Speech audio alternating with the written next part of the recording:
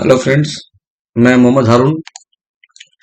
जैसा कि मैंने वादा किया था आपसे कि मैं अगली वीडियो में कुछ चीज़ों पे बात करूंगा, जो कैसे एग्ज़ाम में क्वालिफाई किया जाए या कैसे हम डब्ल्यूबीसीएस का सामना करें।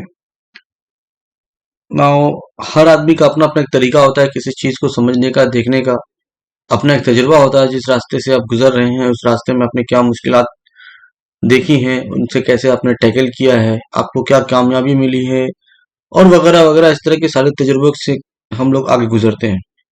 तो ऐसे ही कुछ तजुर्बों से गुजर कर मैंने भी अपने पिछले WBCS 2020 के एग्जाम में एक कामयाबी हासिल की, जिसमें मैंने डीएसपी का पोस्ट हासिल किया है और मेरा रैंक 7 था ग्रुप बी के रिजल्ट में। तो काफी मुश्किलात तो मेरे साथ भी रही थी। अभी वक्त नहीं है इस बात पे चर्चा करने का कि मैंने क्या मुश्किलात झेली हैं। वक्त ये है कि जिस सिलसिले में हमने वीडियो बनाने का इरादा किया है, वहां पे हमारे साथ कैसे डीलिंग होने वाली है। तो अगर मैं अपने हिसाब से डील करूं तो मैंने ऐसा सोचा है कि उन उन पहलुओं पे भी बात की जाए जिसकी वजह से हमें अक्सर नाकामी का सामना करना पड़ता है। हम जिस फील्ड में हैं इस वक्त, उस फील्ड का नाम है कॉम्पिटिटिव एग्जामिनेशन। मैं इसे स्पेशली कॉम्पिटिटिव एग्जामिनेशन इसलिए कह रहा हूं कि मैंने कहा ना कि जैसे तजुर्बा बहुत कुछ बयान करता है अपने आप में। मैं समझता हूँ कि मैंने जो एग्जाम्स दिए हैं अब तक, या जितने भी वक्त मैंने उसमें दिया है, उसमें मैंने देखा कि हर दिन के साथ कुछ न कुछ चेंजेस आया है। अगर वक्त के साथ हम ना बदले तो वक्त बदल जाएगा और हमारी हालत नहीं बदलेगी। तो इस वक्त में जो तब्दीलियां आई हैं, या वक्त ने जो हमारे कामकाज के तरीके में तब्दीलियां लाई हैं, उस तब्दीलियों को थोड़ा देखें तो आज हमारे पास अपॉर्चुनिटी कम है, वैकेंसीज कम निकल रही हैं, रिक्रूटमेंट नोटिफिकेशंस कम हो गए हैं और नंबर ऑफ कैंडिडेट ज्यादा हो गए हैं। इसके दो कारण ये है कि एक तो एवरीडे फ्रेशर्स मार्केट में आ रहे हैं ग्रेजुएशन कंप्लीट करने के बाद और दूसरा जो पुराने लोग हैं उनके पास अपॉर्चुनिटी कम हो गई है क्योंकि रिक्रूटमेंट रिलीज नहीं किया है। तो हमारे पास आज की डेट में प्लान ए और प्लान बी दोनों होना चाहिए। जैसा कि जिस वक्त मैंने पढ़ाई शुरू करी होगी उस वक्त ऐसा था कि किसी एक एग्जाम के पीछे अगर हम मेहनत करते हैं और उस पर सारी अपनी कंसंट्रेशन को लगा देते हैं तो चांसेस थे कि उस एग्जाम में हमारी कामयाबी हो जाए, क्योंकि वो एग्जाम रेगुलर हुआ करते थे, फास्ट थे। वैकेंसी भले कम रही होगी बट रेगुलर थी। आज की डेट में मसला ये है कि अगर आप एक एग्जाम के पीछे लगे हुए हैं तो वो एग्जाम का रिक्रूटमेंट नेक्स्ट कब होगा ये पता नहीं है। तो मान लीजिए आपने फोर्थ से WBCS के पीछे मेहनत करने की कोशिश की। WBCS का प्रोसेस बहुत लेंदी है। इस प्रोसेस में अगर आप फेल होते हैं तो आपको 2 साल वेट करना पड़ेगा और दूसरा कोई ऑप्शन आपके पास मिलेगा या नहीं मिलेगा इसके चांसेस भी कम हो जाते हैं। लेकिन अगर आप पास कर जाते हैं तो कोई मुश्किल नहीं है। तो इसलिए मैंने सोचा है कि मैं दो पहलुओं पे बात करूं। पहला पहलू तो ये होगा कि कोई भी कॉम्पिटिटिव एग्जाम इंक्लूडिंग WBCS, अगर हमें वो कॉम्पिटिटिव एग्जाम को फेस करना है तो हमारा अप्रोच क्या होगा, हमारे लिए क्या बेसिक रिक्वायरमेंट होनी चाहिए, क्या मुश्किलात हमारे साथ आमतौर पे आती हैं, या मैंने जिसे जिया है, मैंने जो समझा है उसकी मैं पहले बात कर रहा हूँ। एक और वीडियो इसके बाद मैं डालूंगा जिसमें WBCS स्पेशली WBCS के साथ क्या मामला रहा है या मैंने क्या ऑब्जर्व किया है उस पर अपनी एक वीडियो बनाऊंगा। तो आई होप ये वीडियो आप एंजॉय करेंगे और आई होप कि आपके लिए कुछ काम आ सके। तो आज का हमारा जो वीडियो होगा प्रैक्टिकली ये है कि अगर हम कोई भी कॉम्पिटिटिव एग्जामिनेशन में हैं तो इस कॉम्पिटिटिव एग्जामिनेशन को डील करने के लिए हमारा अप्रोच क्या होगा। देखिए, मेरे हिसाब से कॉम्पिटिटिव एग्जामिनेशंस को डील करने के लिए आपको सिर्फ कैटेगोरिकली दो चीजों पर बात करनी होगी। एक, आपके पास पेशेंस होना चाहिए। अगर आपके पास पेशेंस नहीं है तो आप गलत रास्ते में आ गए हैं, अभी भी टाइम है, आप यहां से लौट जाए, क्योंकि यहाँ पे पेशेंस बहुत बड़ा रोल प्ले करने वाला है। अगर आपके पास पेशेंस नहीं है तो समझिए कि आधा एग्जाम तो आप यही फेल कर चुके हैं। दूसरा है एक पीरियड जो है लर्निंग, आपको लर्न करना होगा। एक एक करके समझते हैं कि इन दोनों के सिलसिले में मैं कहना क्या चाहता हूँ। तो पेशेंस क्यों जरूरी है अगर हम बात करें पेशेंस की, तो पेशेंस आपको दो चीजें प्रोवाइड करने वाला है। ठीक है, यहाँ पे दो आउटकम आएगा, या तो आप पास करेंगे, सक्सेसफुल कहला जाएंगे, कईयों की नजर में आप हीरो होने वाले हैं, या आप फेल करने वाले हैं और शायद कईयों की नजर में आप जीरो होने वाले हैं। मुद्दा ये नहीं है कि कईयों की नजर में आप क्या होने वाले हैं, मुद्दा ये है कि आप अपनी नजर में क्या होने वाले हैं। ये फेलियर एक हर्डल हो सकता है, एक छोटा सा hyphen comma semi colon what ever जो भी आप इसको समझिए हो सकता है, but can't be a full stop. अगर ये फुल स्टॉप है तब तो कहानी खत्म है। तो पेशेंस अगर आपके पास है तो पेशेंस आपको दो चीजें प्रोवाइड करेगा। नंबर वन प्रोवाइड करेगा आपको स्ट्रेंथ, आपको स्ट्रांग बनाएगा। दूसरा, आपसे फेलियर को कॉम्बैट करने की सलाहियत अदा करेगा। अब ये स्ट्रांग जो हो रहा है, देखिए फिजिकली स्ट्रांग नहीं बनना है, यहाँ पे हम लोग को बनना है मेंटली स्ट्रांग। मेंटली स्ट्रांग कैसे बनेंगे? मेंटली स्ट्रांग बनने के लिए कोई बाबा जी का चूरन तो है नहीं हमारे पास कि आपको खिला दिया और आप स्ट्रांग बन गए, ऐसा कुछ नहीं है। हालात से लड़ना पड़ेगा। यहाँ जो हालात बिगड़ने वाले हैं वो कुछ ऐसे होंगे कि बगल वाली आंटी आ गई, वो आके बोली अरे कब तक पढ़ाई करता रहेगा, कब शादी करेगा। पड़ोस वाले अंकल आ गए, अरे तुम अभी तक पढ़ रहा है, उसका लड़का फला एक एग्जाम निकाल दिया, देखो वो कैसा हो गया, वो पढ़ता नहीं था, तुम इतना अच्छा पढ़ते थे। कुछ फ्रेंड्स होंगे, कुछ ऐसे फ्रेंड्स जो नालायक है लेकिन जरूरी है। जरूरी इसलिए है कि जिंदगी में यही लोग हैं जो साथ रह जाते हैं, कुछ हंसे खेलने के कुछ मौके मिलते हैं। अब ये खुद कॉम्पिटेटिव एग्जाम नहीं दे रहे हैं और आपको बोलेंगे कि अबे कब तक देता रहेगा यार कॉम्पिटेटिव एग्जाम। तो ऐसे बहुत सारे अनचाहे suggestions, torture, X Y Z जो भी आप इसे कह लें, ये सब मिलने वाले हैं। तो इन सब को आपको अवॉइड करने सीखना होगा। ये जो अवॉइड कर रहे हैं ना, ये जो इग्नोरेंस का लेवल आपके अंदर बढ़ रहा है ना, इसी को मैं समझ रहा हूँ कि आप मेंटली स्ट्रांग बन रहे हैं। और यही चीज पेशेंस है। इस पेशेंस में एक चीज और होने वाली है कि आप फेल भी हो सकते हैं, क्योंकि ये लोग अगर आपको कुछ बोल रहा है तो ये तय बात है कि आप फेल हुए हैं तभी बोल रहा है। अगर आप पास हुए होते तो अब तक तो आपके नाम की मिठाइयां बढ़ गई होती, अखबारों की सुर्खियां हो गए होते। तो सबसे बड़ी चीज है यहाँ पर कि आपको पेशेंस अपने अंदर लाना पड़ेगा इस बात के लिए कि हाँ, अगर मैं फेल होता हूँ कोई दिक्कत नहीं है, मुझे लगे रहना है। अक्सर लोगों को मैंने देखा है, मैं कई वक्तों से पढ़ा रहा हूँ, करीबन ये मेरा 11वां साल है टीचिंग का। मैं कॉम्पिटिटिव फील्ड में जो पढ़ा रहा हूँ, कई सारे इंस्टीट्यूट का कई सारे इंस्टीट्यूट में पढ़ाने का मौका मिला। कुछ छोटे थे, कुछ बड़े थे, कुछ लोकल लेवल पे थे, कुछ नेशनल लेवल पे थे। वहां पे इतने सारे स्टूडेंट से मिल चुका हूँ, करीब कमोबेश तो 2500 से 3000 स्टूडेंट्स अब तक पढ़ चुके होंगे। उनसे सीखने का कुछ मौका मिला, उन्हें सिखाने का कुछ मौका मिला। तो वहीं से मैंने अक्सर देखा है कि लोग पढ़ने तो आते हैं, बड़े जज्बे के साथ आते हैं। कुछ तो ऐसा है कि बिल्कुल न्यूबी हैं, अब यहाँ कॉलेज में अभी यूपीएससी निकाल देंगे, बस यूं चुटकी बजाने की बात है और यूपीएससी निकल जाएगा। एमसीक्यू है, 4 ऑप्शन, किसी एक को दबा दिया, आंसर आ जाना है। बट रियलिटी ऐसी होती नहीं है और 1 से 2 अटेम्प्ट के बाद उनका दम निकल जाता है। कुछ ऐसे भी होते हैं जो मजबूर होते हैं, तो खैर उनके लिए हम अभी तो बहुत कुछ नहीं कर सकते हैं, बट इंशाल्लाह फ्यूचर में कोशिश है कि कुछ किया जा सके। तो वो देखते हैं वहां पर, लेकिन एट द एंड वो भी पढ़ाई छोड़ते हैं। देखिए मजबूरी किसके साथ नहीं है, प्रॉब्लम किसके साथ नहीं है। दुनिया में हर एक आदमी किसी न किसी प्रॉब्लम के साथ जूझ रहा है। आपके प्रॉब्लम हो सकता है कि किसी की नजर में कम होंगे, किसी की नजर में बड़े होंगे। प्रॉब्लम जिन पे बीतती है उनके लिए हमेशा बड़ा ही होता है। मेरे साथ भी बहुत सारे प्रॉब्लम्स थे। अब वो प्रॉब्लम्स तो जोड़ाकर फायदा नहीं है, लेकिन आज की तारीख में अगर बात की जाए तो at the end of the day मेरे पास एक जॉब है। जस्ट जॉब नहीं है कि मेरे सेटिस्फेक्शन लेवल को इतना ज्यादा सेटिस्फाई किया कि सेटिस्फेक्शन एक छोटा वर्ड लग रहा है मेरे। तो उन मजबूरियों से ऊपर उठना पड़ेगा। इसके लिए पेशेंस बहुत जरूरी है कि नहीं, मुझे लगे रहना है, कर लूंगा। फ्यूचर तो किसी को पता नहीं है, लेकिन उम्मीद है इंशाल्लाह जरूर कर। दूसरा है कि इस फेलियर को कॉम्बैट कैसे करें। फेलियर को कॉम्बैट करने का सिर्फ एक तरीका है, स्टार्ट अगेन। अगर आप छोड़ देते हैं तो यहाँ पे आप फेलियर को कॉम्बैट नहीं कर पाए। तो अगर मैं इस बार फेल हुआ हूं, मैं अगली बार फिर दूंगा, फिर फेल होता हूं फिर दूंगा। जब तक मैं हूं, या तो दम टूटेगा या हिम्मत टूटेगी। हिम्मत तो नहीं टूटने दूंगा। अगर ये इरादा आप कर लेते हैं तो फिर आप इस फेलियर को जीत सकते हैं। तो सबसे पहली चीज, कंपटीशन में अगर आप आ रहे हैं तो मेरे हिसाब से आपके पास पेशेंस होना चाहिए। अगर आपके पास पेशेंस नहीं है तो फिर बहुत मुश्किल होने वाला आगे का सफर। इसमें अभी तक मैंने कहीं भी कुछ भी पढ़ने की बात नहीं करी है। मैंने वो बात करी है कि ये होगा। जरूरी नहीं है कि सारे लोग पहले अटेम्प्ट में कामयाबी कर जाए।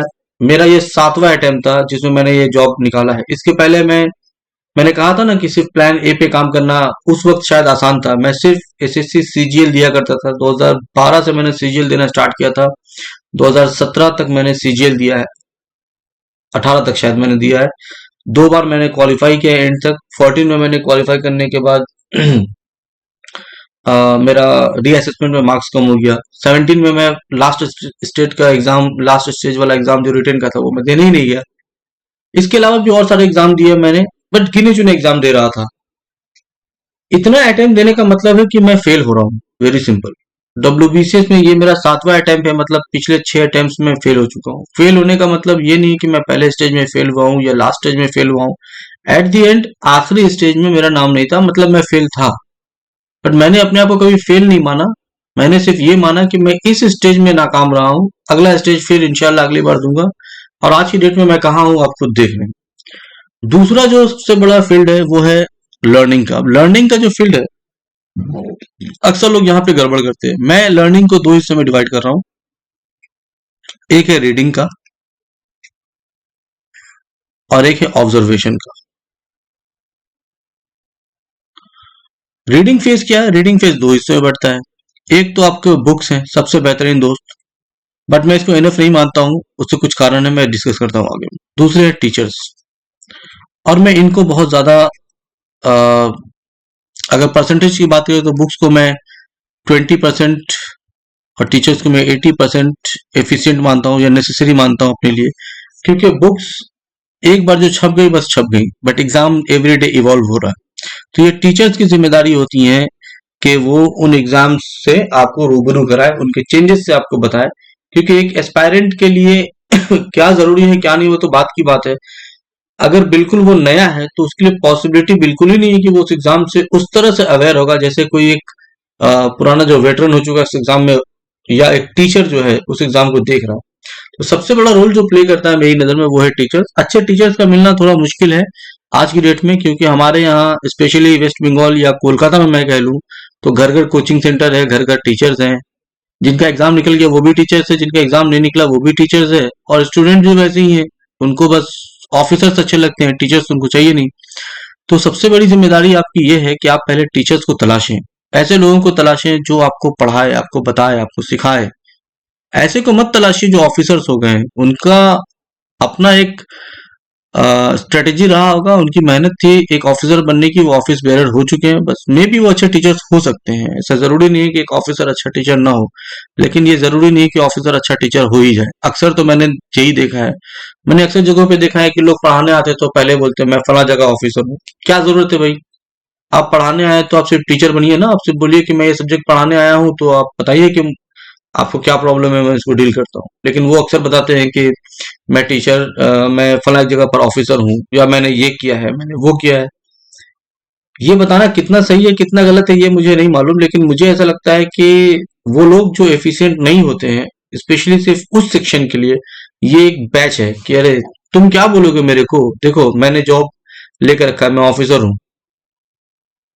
तो कई जगहों पर मुझे ऐसा लगता है कि टीचर्स को टीचर्स की तलाश जो है ना वो इनकम्प्लीट रह जाती है, अच्छे टीचर्स मिलते नहीं है।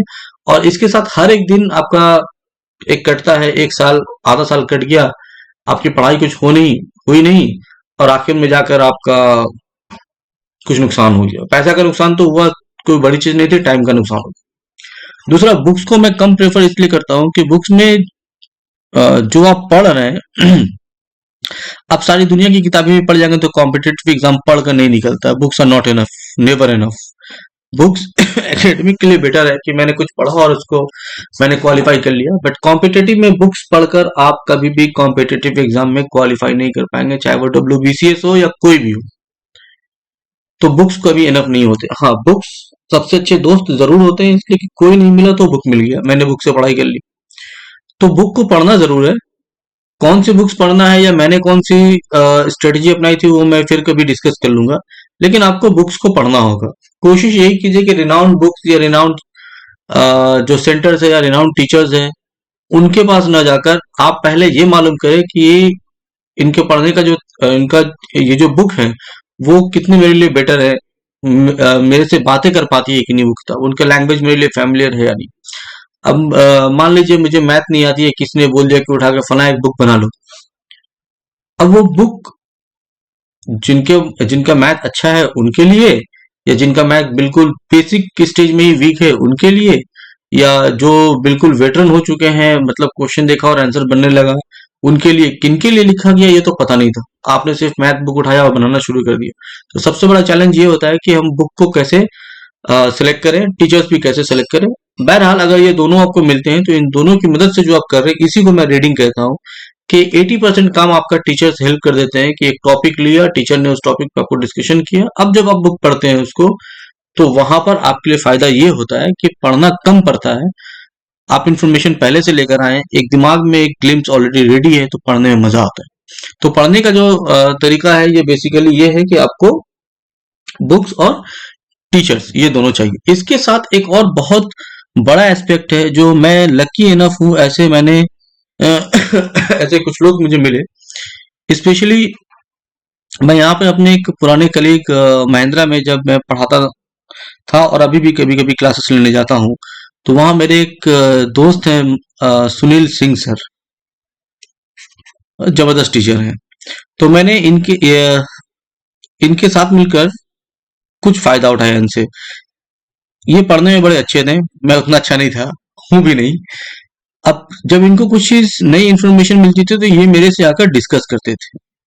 इवन अगर कोई चीज में कोई इन्फॉर्मेशन इनको समझ में नहीं आ रहा तो ये मुझे बोलते थे, देखो ये चीज मालूम है क्या, या इसके बारे में थोड़ा सर्च करो ना। इनको बुक पढ़ना बहुत पसंद था और मुझे गूगल करना बड़ा पसंद था, तो मैंने उस एक इन्फॉर्मेशन के पीछे गूगल करना शुरू किया और इस तरह करते करते किसी एक टॉपिक के ऊपर मेरे को बहुत ज्यादा इन्फॉर्मेशन मिल गया। फिर डिस्कशन के दौरान कई नई चीजें मिलती थी। तो सबसे बड़ा चीज है, आपको एक ऐसा फ्रेंड चाहिए या एक ऐसा ग्रुप चाहिए जो आपसे डिस्कस करे।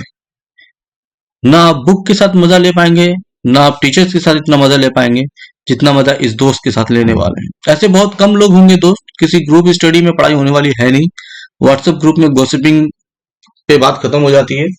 तो अगर आपको पढ़ने की बात की जाए तो ऐसे किसी एक बंदे को ढूंढिए, आपके क्लासरूम में आपके साथ एग्जाम में कहीं ना कहीं मिलेगा, उससे कांटेक्ट कीजिए, बातें करेंगे तो बातों बातों में टॉपिक डिस्कस कर लिए जाएंगे। सारी चीजें मालूम ही हो ऐसे जरूरी नहीं है, लेकिन यहाँ से वजह मिल जाती है कि क्यों मालूम करे, क्या मालूम करे, सारी चीजें होती है। दूसरी चीज है ऑब्जर्वेशन। ऑब्जर्वेशन का एक तरीका है कि मैं इसको 3 हिस्सों में डिवाइड करता हूं। नंबर 1, प्रीवियस प्रीवियस पेपर्स, जो पिछले साल के क्वेश्चंस है। हमेशा ये काम नहीं आते, लेकिन ये इससे एक आइडिया हो जाता है कि पेपर में क्वेश्चंस किस तरह के आ रहे हैं या किस रेंज तक आ रहा है, ये बहुत बड़ा फायदा पहुंचाता है। दूसरा एक है test. Now the finest and the best thing in competitive studies, test. मैंने भी कहा ना कि आप जितना भी बुक को पढ़ लें कोई फायदा नहीं होने वाला है। बुक्स पढ़कर मेरी जानकारी में या मेरे एक्सपीरियंस की बेसिस पे या मैंने जो भी समझा है, कॉम्पिटिटिव एग्जाम नहीं निकलने वाला है। कॉम्पिटिटिव एग्जाम निकलने के लिए आपको क्वेश्चंस को कन्वर्ट करना पड़ेगा मार्क्स में, और इसका सिर्फ एक सोर्स है, मॉक टेस्ट। अगर आपको मॉक टेस्ट मिलता है, कहीं भी मिलता है, फ्री में मिलता है फ्री वाला, पेड मिलता है तो पेड वाला, किसी रिनाउंड इंस्टीट्यूशन से अगर आप करते हो तो ज्यादा बेटर है। ऐसे टेस्ट सीरीज में आप जरूर ज्वाइन करें।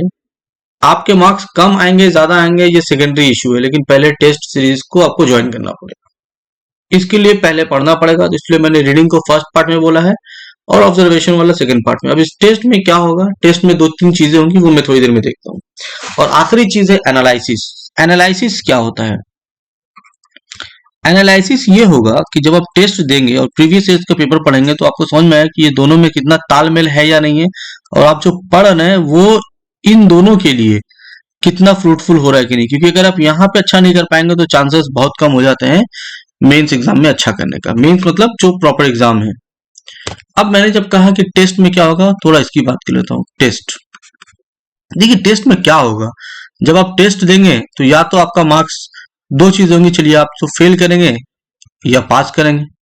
अगर फेल कर गए तो कट ऑफ से कम है, सीधी सी बात है, कट ऑफ अचीव नहीं हो। पास किया तो आपने कट ऑफ अचीव कर लिया, अचीव हो चुका है, यहाँ पे अचीव नहीं है।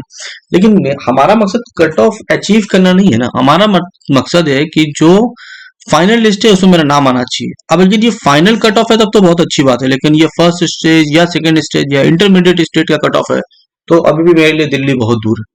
तो अब इसको कैसे टैकल किया जाए? वेरी सिंपल, क्योंकि आप तो अभी कमजोर है तभी ये हालत हो रही है। तो इसमें सबसे बड़ी चीज है कि आप खुद को ऑब्जर्व करें। कंपटीशन किस चीज का नाम है? अगर मेरे से कोई पूछे तो मैं बोलूंगा कंपटीशन खुद से लड़ने का नाम है। खुद से लड़ने का नाम है। आपका कॉम्पिटिटर कोई नहीं है, आपका कॉम्पिटिटर आपका कल और आपका आज है।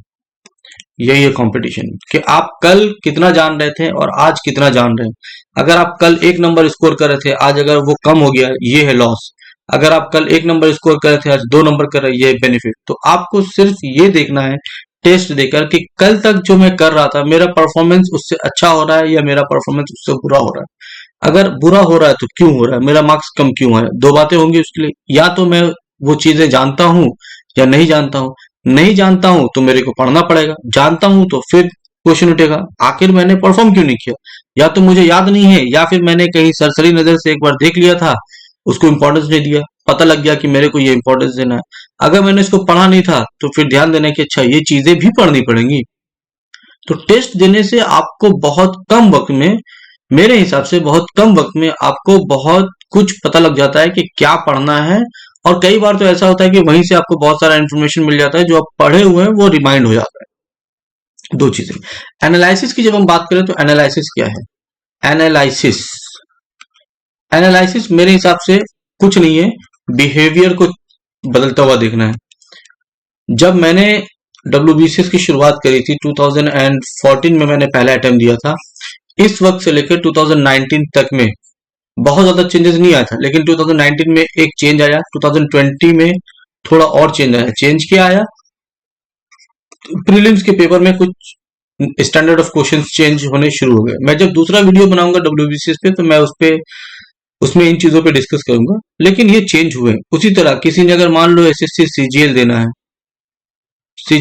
तो भाई इस बार CGL के पैटर्न में कुछ चेंजेस आया है। यही एनालिसिस कि मुझे समझना पड़ेगा कि जो चेंज आ रहा है वो चेंज किस तरह से आ रहा है। क्वेश्चन तो आपसे बोलकर चेंज नहीं करेगा ना, क्वेश्चन आहिस्ता आहिस्ता चेंज होगा। अभी देखो आप 5 ईयर प्लान, एक इकोनॉमी में एक टॉपिक हुआ करता था 5 ईयर प्लान, इससे क्वेश्चन आना बंद हो गया। लेकिन मुझे समझ नहीं आता, अभी भी बहुत से लोग 5 ईयर प्लान को घंटों, 2 घंटों, 3 घंटों पढ़ाते हैं। भाई क्वेश्चन नहीं आता है। एनालिसिस यही है कि मुझे मालूम होना चाहिए कि मुझे पढ़ना क्या है। नीति आयोग, चलो इसके अगेंस्ट में आपके पास आ गया एक नीति आयोग। नीति आयोग पे क्वेश्चन ही कितना आता है? करंट अफेयर्स बेसिस पे 1 से 2 क्वेश्चन आता है बस। तो हमको एनालिसिस ये बताता है कि कितना पढ़ना है, क्यों पढ़ना है, पढ़ना भी है कि नहीं पढ़ना है, एक नजर देख के रखना है, बहुत सारी चीजें हैं। तो हर एग्जाम का अपना एक पैटर्न होता है, हर एक एग्जाम का अपना एक स्टैंडर्ड होता है, हर एक एग्जाम का अपना एक जोन ऑफ क्वेश्चन होता है। क्वेश्चन को जानने के लिए उसको एनालिसिस करना, उसमें जो बिहेवियरल चेंज आ रहा है। पहले रीजनिंग रिडल बेसिस पे नहीं आता था, इस बार आने लगा। 2019 में ही शायद एक क्वेश्चन आया था कि अगर आप एक रेस में दौड़ रहे हैं और आपने सेकेंड पोजीशन वाले को रिप्लेस किया तो आपका पोजीशन क्या होगा। ना मैं खुद बता रहा हूं, मैंने उसमें अपना पोजीशन फर्स्ट लिख दिया था, जबकि इसका आंसर है सेकंड को रिप्लेस करने के बाद आप एक्चुअली सेकंड ही होंगे। तो ये चीजें एनालिसिस होती है। ऐसा नहीं है कि मैंने जो गलती करी है मैं वो आपसे छिपाऊंगा, या जो मैंने नहीं करी उसको भी गलती करूंगा। मैं अपनी गलतियों से सीखता हूँ। मुझे इस बात पे कभी शर्म नहीं आई कि मैंने ये गलत किया है। हाँ, इस बात पे शर्म आई कि मेरे से ऐसी सिली मिस्टेक्स क्यों हुई, उसके पीछे कुछ कारण थे, मैंने उस कारण पे हमेशा मेहनत करी है। मैं यही चाहूंगा आप भी मेहनत करें। आज के लिए मैं इतना ही रख रहा हूँ। ये वो सेक्शन था जो किसी भी कॉम्पिटेटिव एग्जाम के लिए मेरे हिसाब से जरूरी है। हम और एक वीडियो के साथ कोशिश करेंगे, इस सीरीज का प्रोबेबली लास्ट इंस्टॉलमेंट होगा कि कैसे WBCS में हम अपना अप्रोच करें, WBCS का क्या बिहेवियर है, वहां पे हमें क्या क्या चीजों को ऑब्जर्व करना है, और WBCS के बिहेवियर में क्या क्या चेंजेस आई हैं, क्या क्या चेंजेस आ सकती हैं।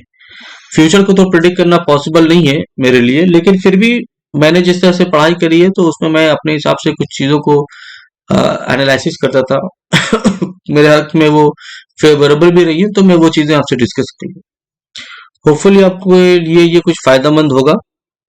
कोशिश कीजिए इन चीजों पे एक बार सोचने का कि मैं जो बोल रहा हूँ वो आपके लिए कितना सही है नहीं है। जरूरी नहीं कि मैं जो बोल रहा हूँ वो सही ही हो, लेकिन हर चीज को मानने या उसको इग्नोर करने से पहले मैं ये समझता हूँ कि एक बार आप उस पर फिक्र कर लें, एक बार सोच लें, तो ज्यादा बेटर होगा वो।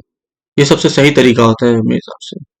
And for the next, till the rest, thank you.